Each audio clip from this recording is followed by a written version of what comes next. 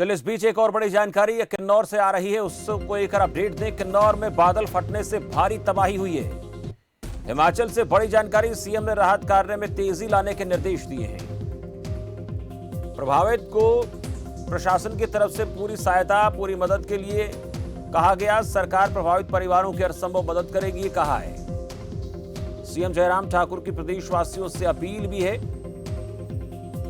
नदी नालों भूस्खलन संभावित क्षेत्रों में ना जाएं, इसको लेकर लगातार सरकार अपील कर रही है। तस्वीरों के जरिए आप देख सकते हैं, बादल फटने से भारी तबाही की खबर सामने आ रही है किन्नौर में। ये तस्वीरें आप देखिए, राहत और बचाव कार्य इस वक्त चल रहा है और बादल फटने की वजह से ऊपर से मलबा बहकर आया है, इसमें कई गाड़ियां दबी हुई नजर आ रही हैं।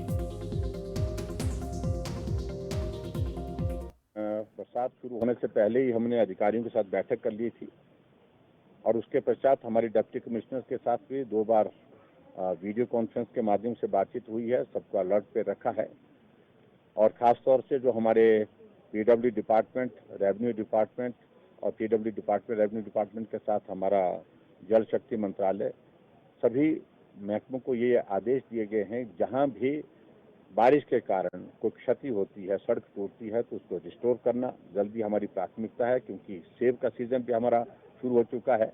और उसके साथ साथ में जो सावधानी बरतने की जरूरत है उस पर ज्यादा ध्यान देने की आवश्यकता है, क्योंकि टूरिस्ट भी आता है और कई जगह इस प्रकार की घटना जब घटित होती है तो उसमें जान माल का भी नुकसान होता है।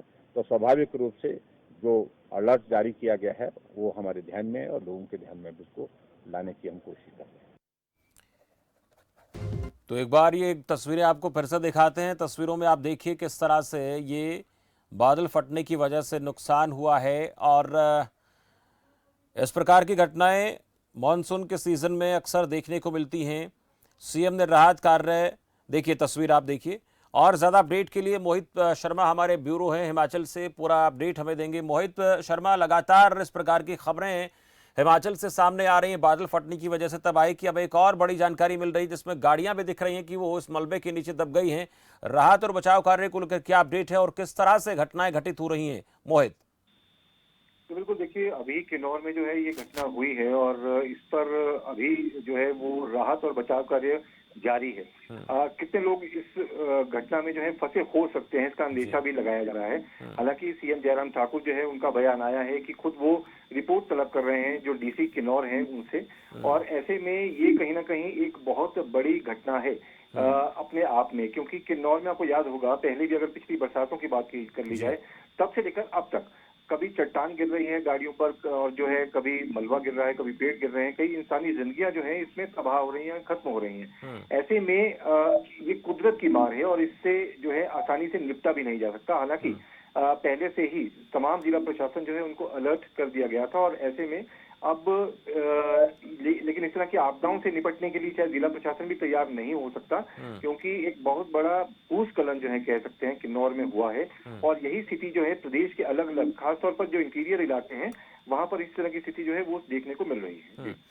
मोहित शर्मा, ये जो बादल फटा है इसको लेकर अभी पूरे अपडेट आना बाकी है, लेकिन लेवल की बात करेंगे, स्तर की, कितने बड़े इलाके में इसका नुकसान का अनुमान लगाया जा रहा है? क्या आसपास के इलाके में लोगों के घर बने हुए थे, उन पर भी इसका असर पड़ा है, या फिर ये बाहरी इलाके में इस प्रकार की घटना हुई है?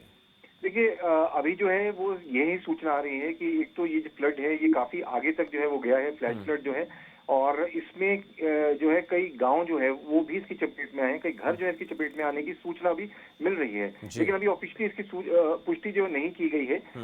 लेकिन कुछ ही समय में तस्वीर लगभग साफ हो जाएगी। लेकिन एक बार फिर से मौसम विभाग ने जो है ताजा चेतावनी दी है 3 दिनों के लिए, जिसके बाद तमाम जिला प्रशासन एक बार फिर से अलर्ट पर कर दिए गए हैं और एक बार फिर से एडवाइजरी जो है वो अपनी तरफ से जारी की है। ये एडवाइजरी जो है इसको लोग सही से फॉलो भी नहीं कर रहे हैं, इस वजह से तबाही में इंसानी जानें भी जा रही हैं। मसलन अभी कई बेवजह जो है अपने घरों से बाहर निकलकर या फिर धुंध में गाड़ी चलाना या नदी नालों के पास जाना या फिर पहाड़ों के पास खड़े रहना काफी देर तक, तो ये सब चीजें करने से फिलहाल परहेज करना चाहिए स्थानीय लोगों को भी और सैलानियों को खास तौर पर। बिल्कुल, इस तरह की घटनाएं घटित होने की संभावनाएं, आशंकाएं ज्यादा बनी रहती हैं ऐसे मौसम में, इसलिए बहुत ज्यादा पहाड़ों के नजदीक, नदी नालों के नजदीक ना जाएं और फिर जो स्थान ऐसे हैं जहां पर इस प्रकार की घटनाएं घटने के चांसेस ज्यादा रहते हैं वहां पर और अलर्ट रहने की जरूरत है। मोहित शर्मा, बहुत शुक्रिया इस पूरी जानकारी के लिए। तो अभी पूरा अपडेट आना बाकी है।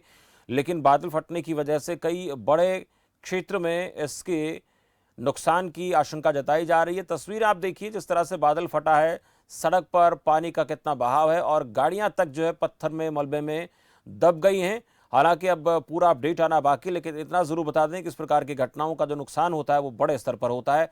इसका अपडेट पूरा आएगा तो आप तक जरूर पूरी जानकारी पहुंचाएंगे।